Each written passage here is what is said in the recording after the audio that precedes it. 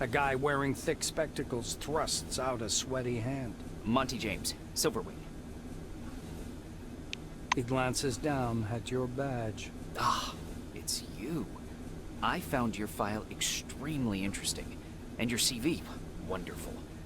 Inspiring, really. When I had the opportunity to look over the files of my future colleagues, I couldn't resist. I don't want to sound boastful, but silver level clearance has its advantages. Monty winks.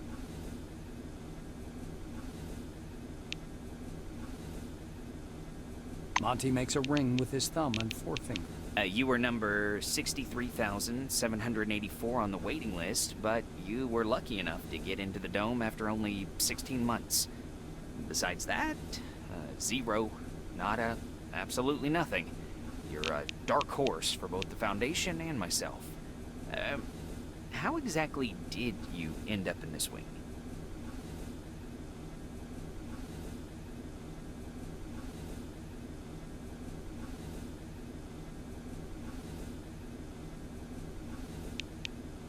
The Silver forces a smile as he inches toward the window. Well, you can't be as bad as Charles Manson. He filed for the Clean Slate program 3 times, but was never approved. Sorry, Charlie. An uncomfortable silence rises between you, and Monty abruptly changes the subject. He taps the narrow illuminator panel with one finger. Look, there's a storm rising. The lightning is strange. Green. Should lightning be green? This is my first sandstorm.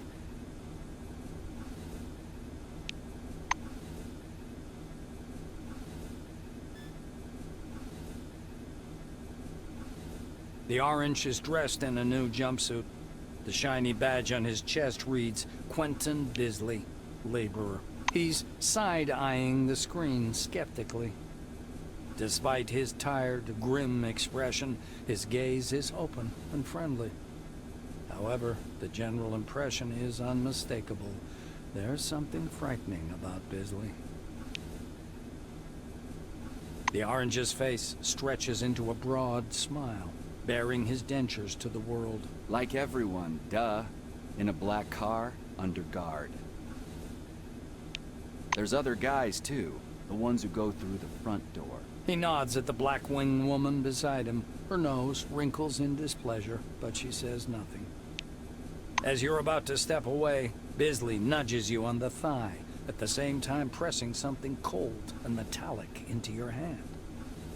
You open your hand to discover a pair of lock picks. Just in case, Bisley whispers with a wink.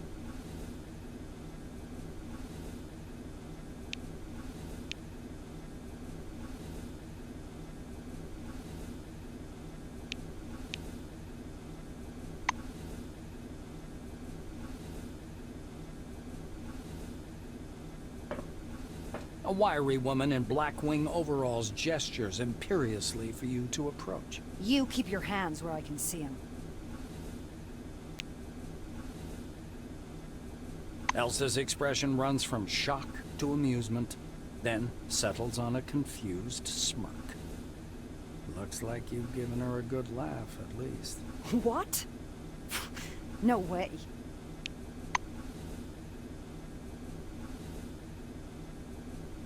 A man with a mustache and a blue jumpsuit is standing at the window, studying the construction site below through the occasional break in the clouds. His badge reads Igor Patan, planner. The blue taps on the glass with one finger and gestures you to come and take a look. Seems like he doesn't speak English.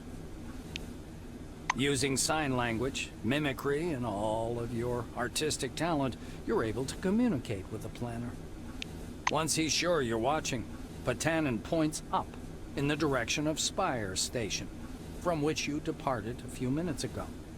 He sketches the outline of the station on a broad, foggy section of glass. Once he's finished, the blue turns to you with a delighted expression. The blue begins to mark up his diagram with a series of footnotes and numbers. Turns out the station's ring diameter is a bit more than 1,500 meters. Its height above the dome is 317 meters, and the total height of the spire, including the loading docks, is nearly 720 meters. With a series of confident strokes, the planner delineates the capsule's movement scheme, drivetrain, and massive hydraulic brakes on the glass. This time, Igor is quite laconic. He pauses, then confidently writes cargo and personnel in block letters, and draws an arrow pointing downward. Beside it, he writes relics, and draws an arrow pointing up. His R is turned back to front. The engineer stops you with a gesture, and after rummaging through his pockets, offers you a small candy. There is a picture of a crayfish on the white wrapper. Is this candy crayfish flavored? It's surprisingly spongy and tooth-achingly sweet. You can only wonder what it has to do with crayfish.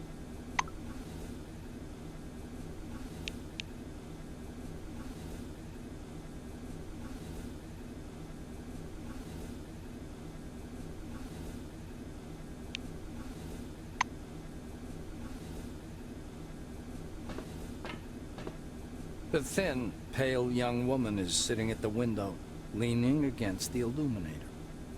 The glass is slightly fogged with her breath. She turns to you. Her shiny badge reads Tomoko Kimura, physiologist. We've crossed the border. No way back now. Even traveling by the funicular wasn't so thrilling. The white presses small hands to her blushing cheeks. You were thinking, why have no children been born under the dome? I've got a working hypothesis, but I'm not ready to share it yet. She says softly, as if answering a question you didn't ask.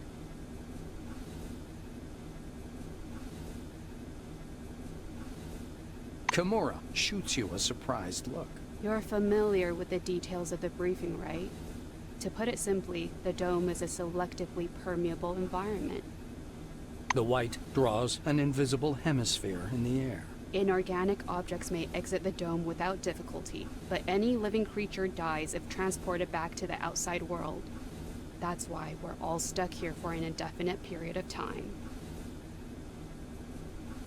Kimura is eyeing the dome's mesh, glittering in the sunlight. Supposedly, it's something to do with the atmospheric composition, but it's a weak theory. The difference of the air within the dome is so insignificant as to fall within the margin of error. Or to put it more simply, there is no difference. She shoots a quick glance at the silver and lowers her voice. I heard a rumor, or a conspiracy theory, that we can leave the dome at any time. We've simply been told we can't. If you ever decide to test this hypothesis, don't forget to leave me something in your will. Kimura peers through the glass in the direction you indicate. Oh, that's the aircraft that crashed into the dome during the first expedition. I believe that's a wing fragment, and there's some white canvas. What do you think that is? Maybe a parachute? The White shakes her head, bewildered. I just can't believe it. It's all true. We're on our way to meet the future.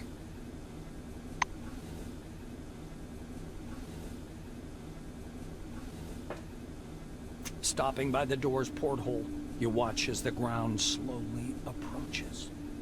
It looks brown-black through the tinted glass, and smoky blue at the horizon. It almost seems like the clouds are pulling apart there. You carefully review your briefing as you look downwards. When you arrive, they'll deliver you to the base, and you'll be assigned to one of the dome's many construction sites. Though even working all day beneath the burning sun would be preferable to being a participant of the White Wings experiments. You were told about those experiments during the briefing, too. Just as you're about to move away from the window, you notice a whirlwind beginning to form above the ochre plain. The gathering storm drifts unhurriedly above the desert, a crown of green lightning flashing at its core. Clearly no ordinary weather phenomenon. It must be one of those anomalies. You freeze by the window, unable to avert your gaze. The outlines of the landing site, blurred by clouds of dust, appear behind the greenish glass of the porthole. The capsule shudders as the braking devices engage.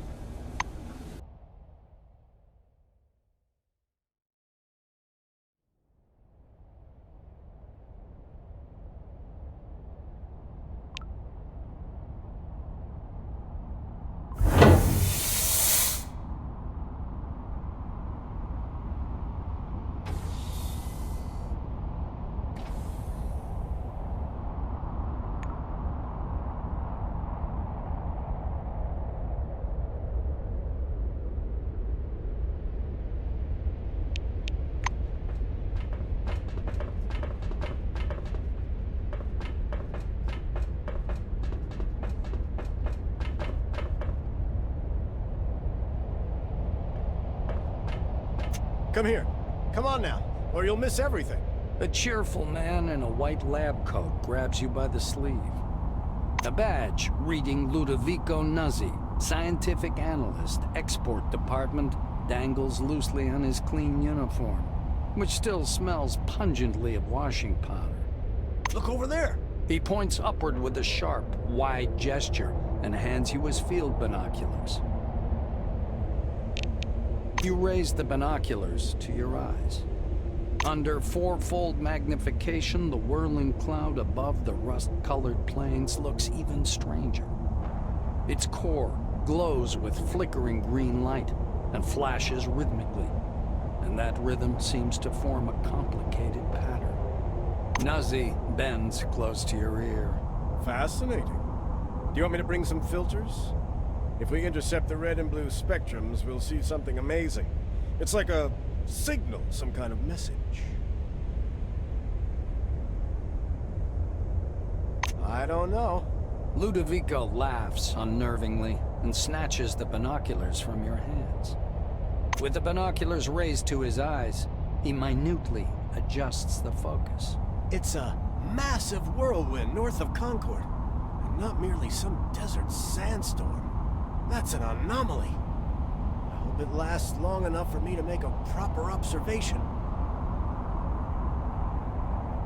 The scientist looks blankly at you, then down at his lab coat. Ah, this? This? He lets out a blaring laugh. Ludovico points at the building behind him. I work in Concord Station, categorizing relics. My job is to classify them by rarity. Then the blues package them, silvers issue the documentation, and oranges move them to the cargo capsule. Just like the one you arrived in. Nuzzi points upward. Then the capsule takes the relics way up there, all the way to the spire, then to Crystal Sands by the funicular.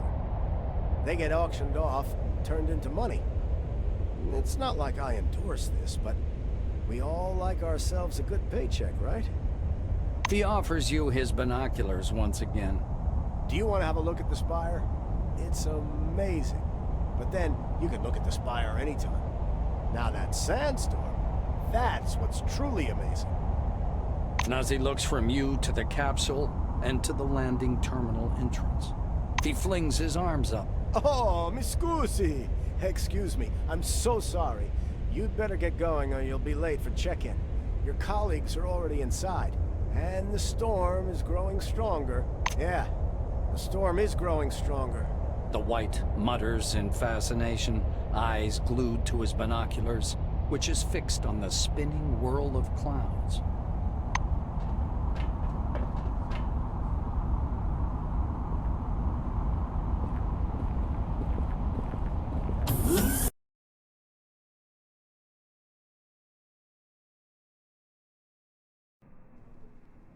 Remember, our honest work will make the world a better place.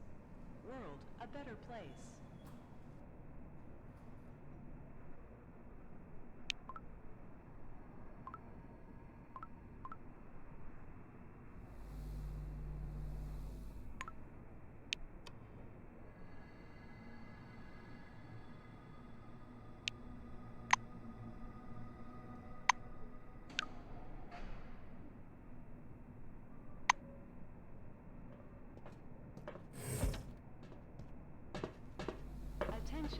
Attention, please handle relics carefully.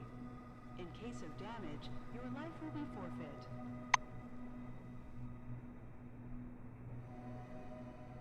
Good day.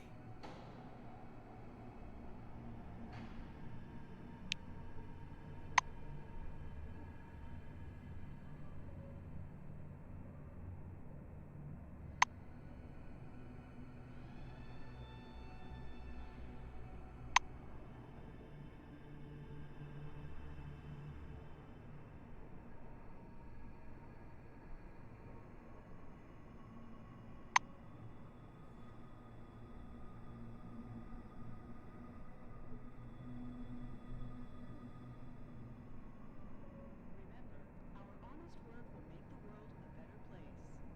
World a better place.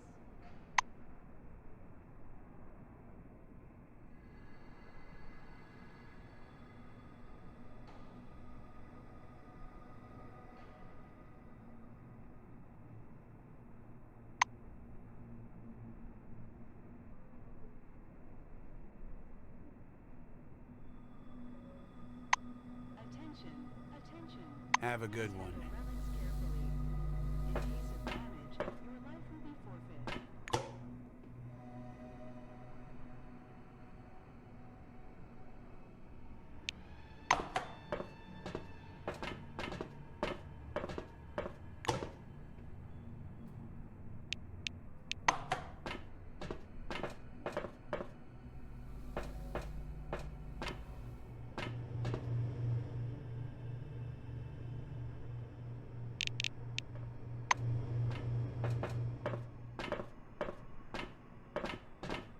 Just great, Mr. Monty James. With luck like yours, I wouldn't spend any money on the lottery.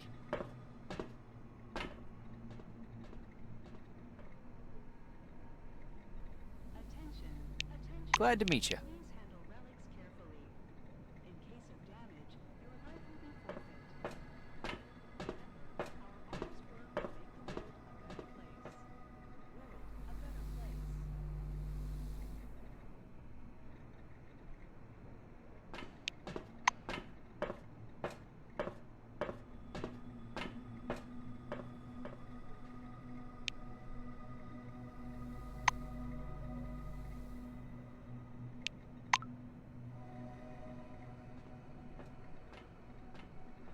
Bye-bye.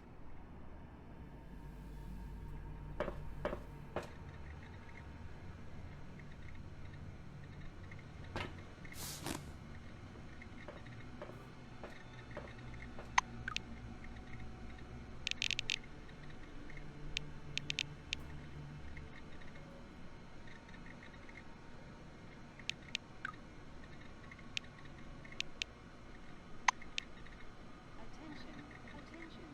Please handle relics carefully. In case of damage, remember, our honest work will make the world a better place. world a better place.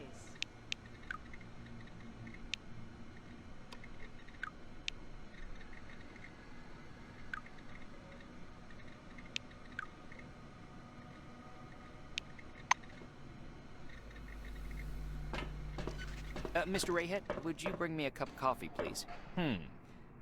Colleague? Well, stop fiddling with the log. Employee, come to the desk for your registration. Pretty soon the Your donuts will be Selectron has not been properly authorized. Please visit the reception desk to register.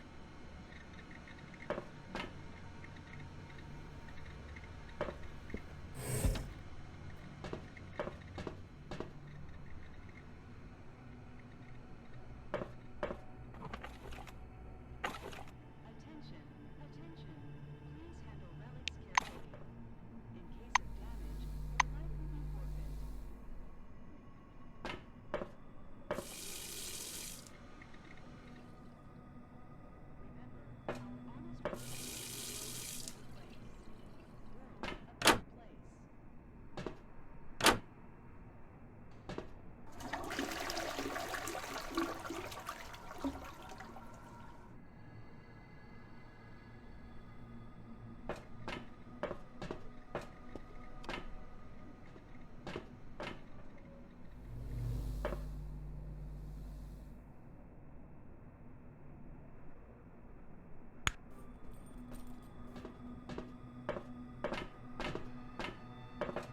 Just great, Mr. Monty James. With luck like yours, I wouldn't spend any money on the lottery.